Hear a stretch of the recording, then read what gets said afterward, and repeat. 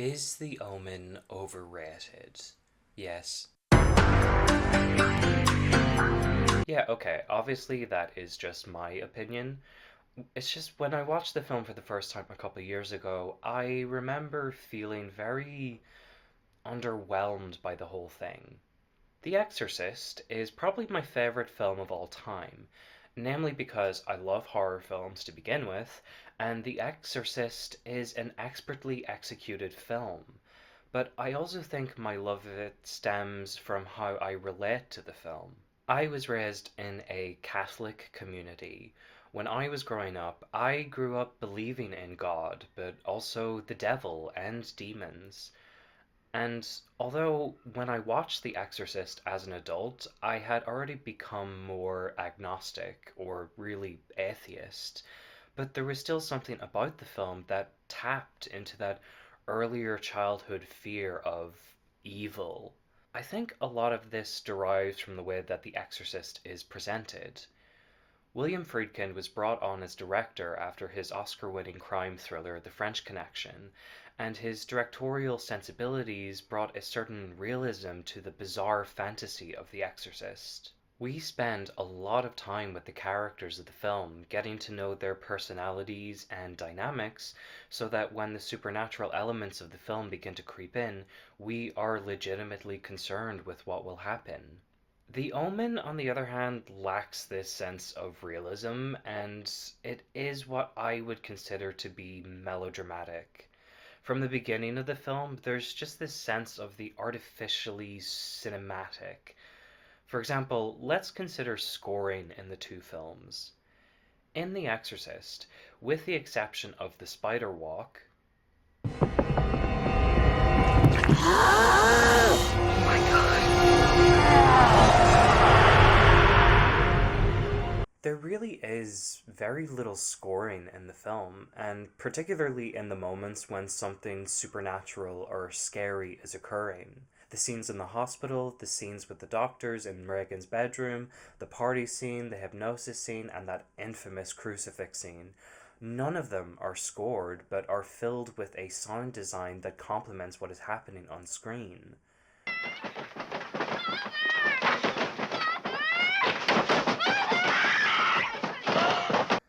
Contrast this with The Omen, which is heavily scored. Now, don't get me wrong, the score is fantastic. Jerry Goldsmith deserved that Oscar. But I think my issue is that The Omen just feels a little too melodramatic for its own good, and the score is just one example. But let's take another example, the plot. The Exorcist, as I understand it, is a film about despair. Whether you are religious or not, you are most definitely human, and we all have times in our lives when we are just in the most dire and hopeless situations. For the characters in The Exorcist, that despair is allegorically represented by demonic forces. Even as someone who no longer believes in any religious doctrine, there is still a lot within The Exorcist that I could relate to or empathize with.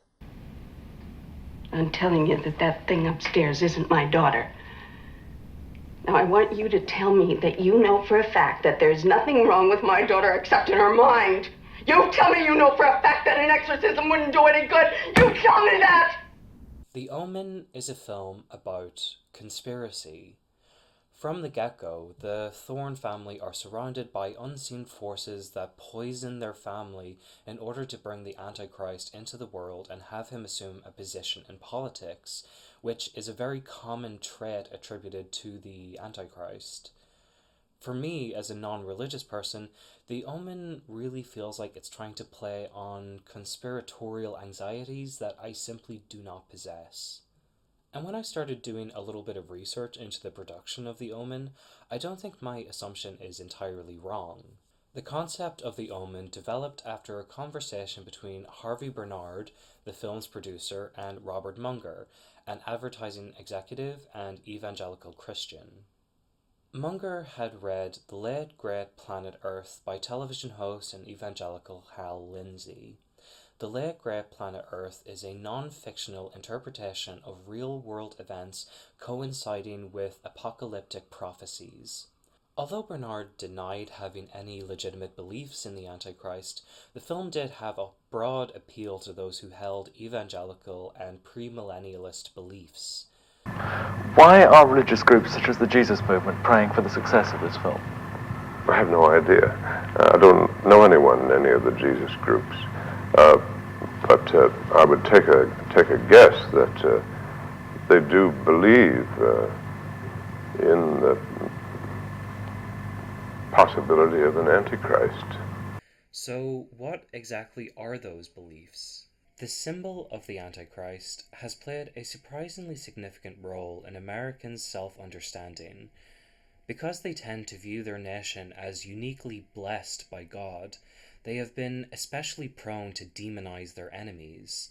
Throughout their nation's history, they have suspected that those who oppose the American way must be in league with the Antichrist Confederation of Evil.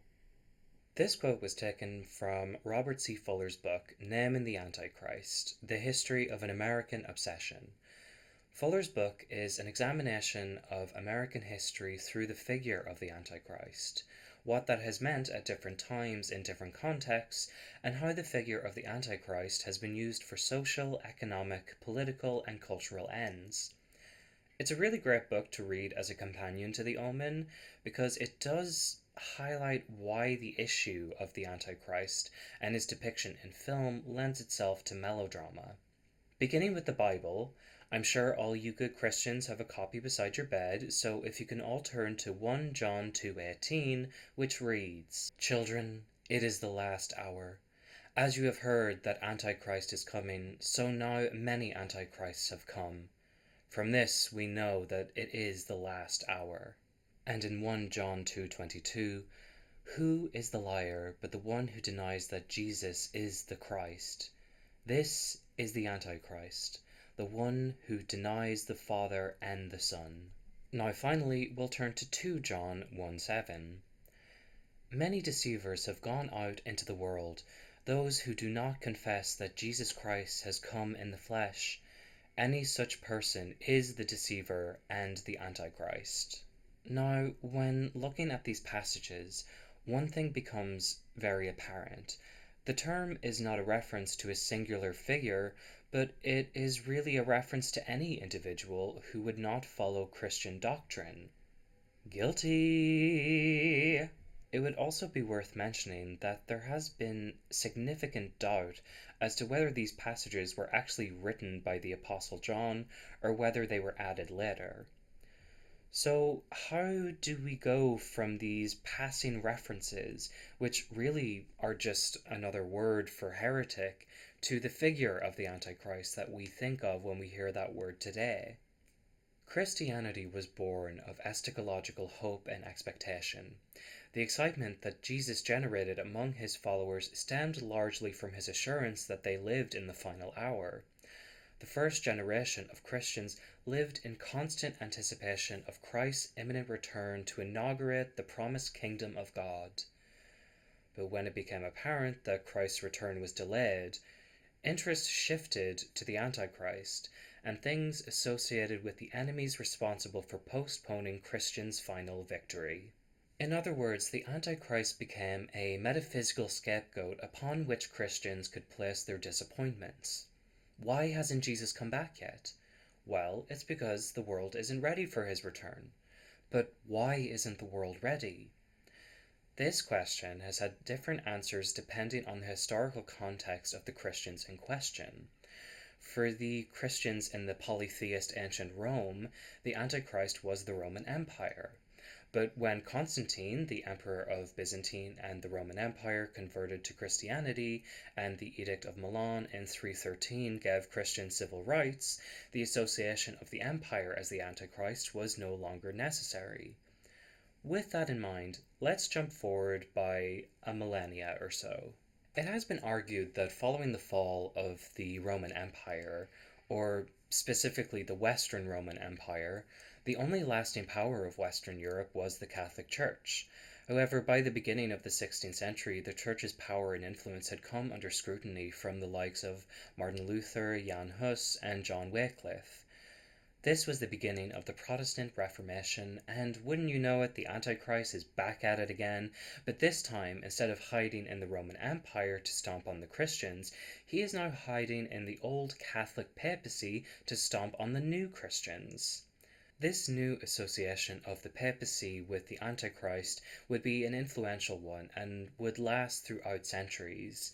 This new era of open debate and questioning of biblical doctrine and practice resulted in the Puritan movement. These groups established themselves as separate from the Anglican Church with its gay rituals and shit, and they said, fuck it, let's go to America and make everything white and Anglo-Saxon and Protestant. And so they did, establishing God's Commonwealth in New England, and the birth of the American nation began. Within this Commonwealth, a social philosophy developed that the Puritans were on God's errand. To this day, Americans retain the implicit faith that they are God's chosen nation, and also to this day, Americans show a tendency to demonize their enemies and view all that conspires to thwart their errand into the wilderness as somehow the subtle plot of the Antichrist. Throughout American history, the Puritan/Protestant Church has named a number of villains in league with the Antichrist. Let's name them now. Native Americans, Catholic Spain, Catholic France, Native American sympathizers, witches, the British, premillennialism, atheists, deists with a capital D, Masonry, intemperance, immigrants, non-Protestants such as Catholics, Jews, Mormons, slavery. You know, I'm actually going to give them that one. You know, a broken clock is right twice a day. So from that little listicle, I'm sure you can gather how different points in American history produced a shiny new enemy for the church to brandish for fear-mongering purposes.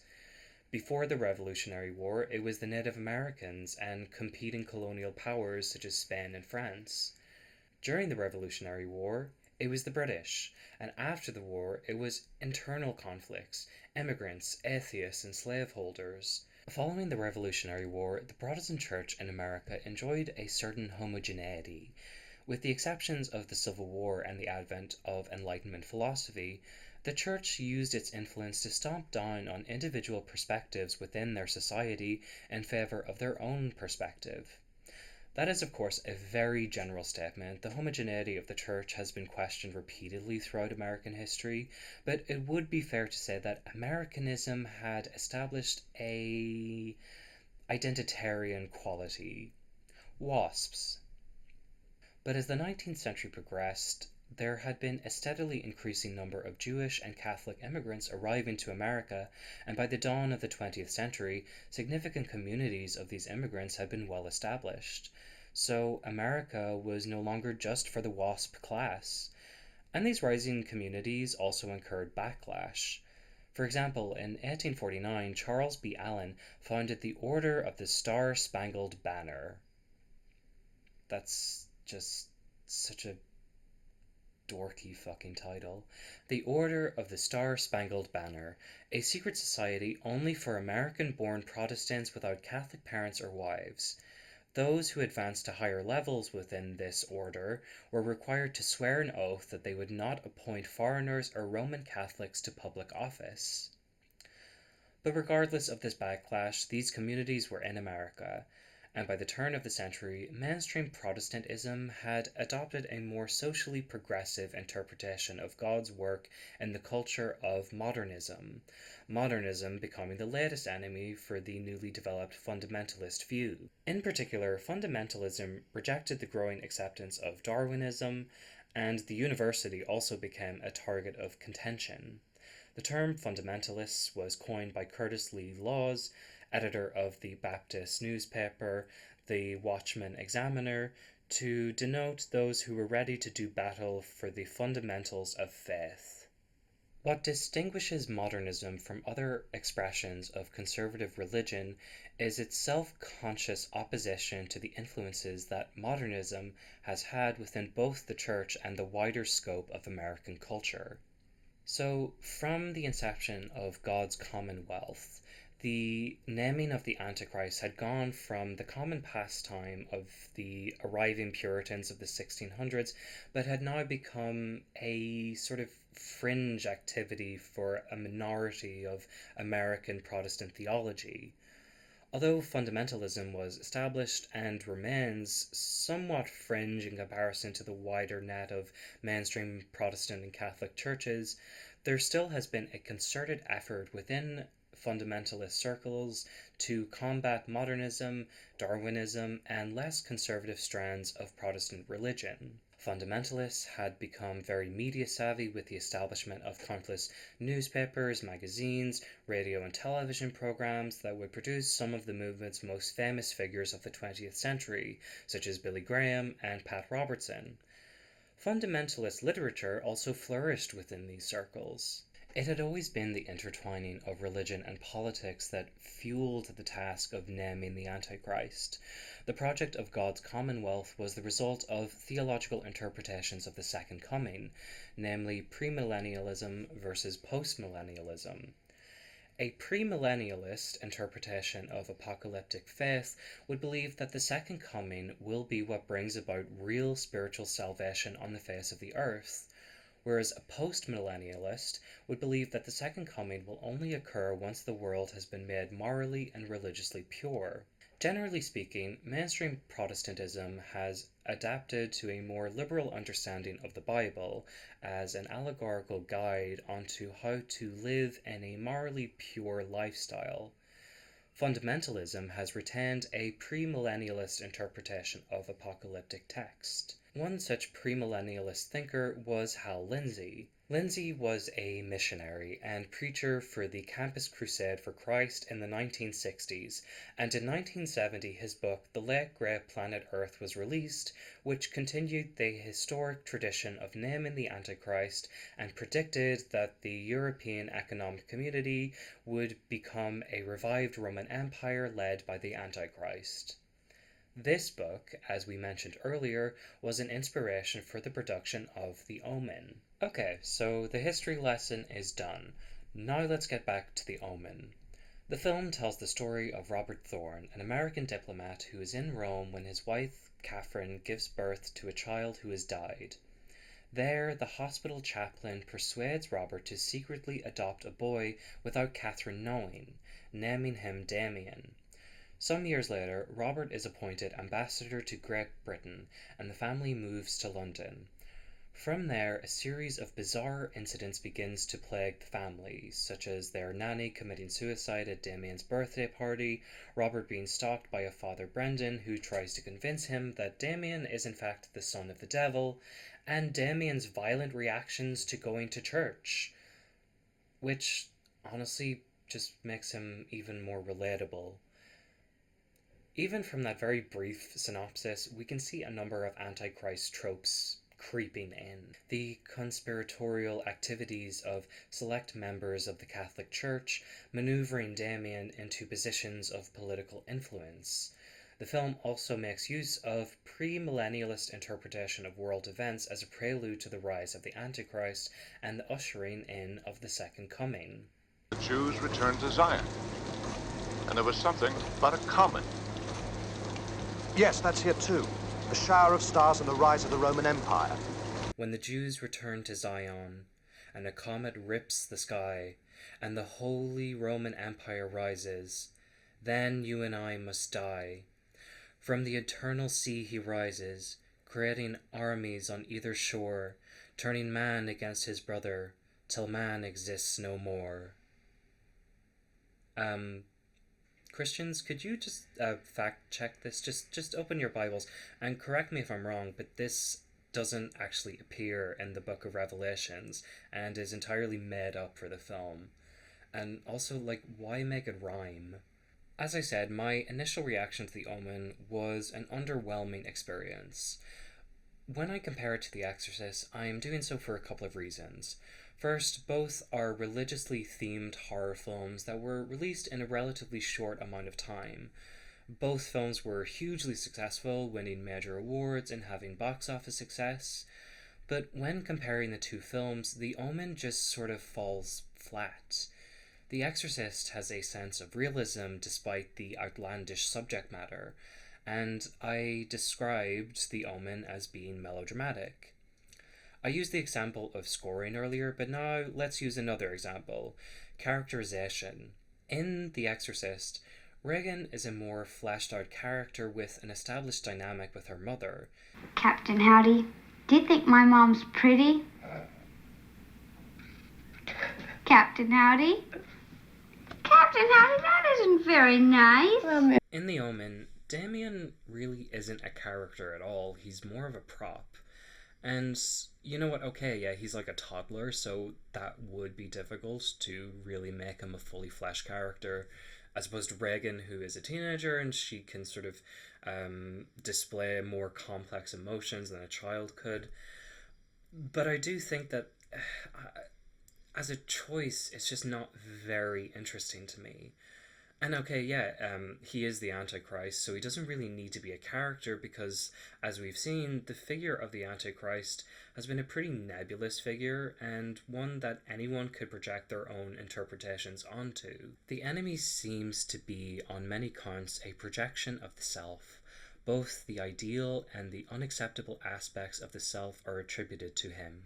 But yeah, I don't know, I wonder, could it have been more interesting if, for example, Damien was also a teenager and he was told, "You are the Antichrist. You will bring about the end of the world." I don't know, I think that could maybe make him a more interesting character if this is something that is just sort of thrust upon him. A kind of like ironic coming out story where he's being told, no, you are evil for what you are, and yet he feels that, no, I'm just me. I didn't ask to be the Antichrist. I don't know, that I guess that's how I would flip it, but I think I'm coming to that from a more modern perspective. I don't think the 70s were really kind of up for subverting coming out stories. Sold! Howard, you've done it again. So why can't I, as someone who does not believe in the Antichrist, just shut my brain off and enjoy The Omen for what it is? I think it's because it's just not that interesting a film, in my opinion. I don't believe in Pazuzu, but I don't need to in order to care about the characters in The Exorcist. But for The Omen, there's just this kind of hysteria within the film that I find very difficult to latch onto. Another thing that really confuses me is what I guess I'll call the internal theological logic of the film. Is Damien's appearance on Earth a bad thing, even within the context of premillennialism? The beast and his ally, the false prophet, relentlessly make war on the saints and blaspheme against God. Just as evil seems about to triumph, God directs his angels to act decisively to move the sweep of cosmic history towards its denouncement. The beast is captured and, along with the false prophet, is thrown into a lake of fire. Okay. So doesn't Damien's arrival signify what it is Christians have been waiting for since the beginning? Isn't that what you want, Christians? But let's put the theological questions about the purpose of The Omen to one side and engage with it in its own terms. The Omen was released in 1976 in the height of the 1970s countercultural movement and the Hollywood New Wave. What is interesting to me about this consideration is where The Omen is placed within those contexts. Historically speaking, belief in the Antichrist has been the result of a paranoia responding to the emerging political and social circumstances of the time from a minority of religious Americans. But from the fringes of fundamentalism, this distrust of mainstream politics and culture and social narratives had become mainstream by the mid-1970s in America. One could interpret The Omen as just the latest in a series of American films that explored the social anxieties of the age, from Rosemary's Baby, Bonnie and Clyde, Easy Rider, The Conversation, Chinatown, and, of course, The Exorcist. These films broke away from the tenets of old Hollywood with its rigid guidelines as to what could and could not be depicted, to stories about corruption, conspiracy, and the disintegration of the social fabric. For The Omen and The Exorcist, two of the biggest horror films of this period, this sense of social disintegration is presented in two very different ways. As I see it, The Exorcist comes at this anxiety through a character-driven perspective, whereas The Omen comes at this anxiety through a cosmic perspective. And I think this is why I call The Omen melodramatic, and why, frankly, I don't particularly like it. It doesn't appeal to me individually, whereas despite not believing in any religious doctrine, I fuck with The Exorcist. But to wrap things up, I want to consider the possibility that both of these films are pieces of propaganda for a religious viewpoint. The Omen, I think, for everything that I have laid out about its inspirations, its concepts, and how the film fits into the history of the Antichrist, does make it a piece of pro-religious work. Why are religious groups such as the Jesus movement praying for the success of this film? I have no idea. I don't know anyone in any of the Jesus groups.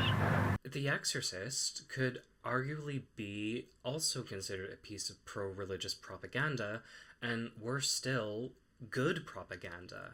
The power of Christ compels you! The power of Christ compels you!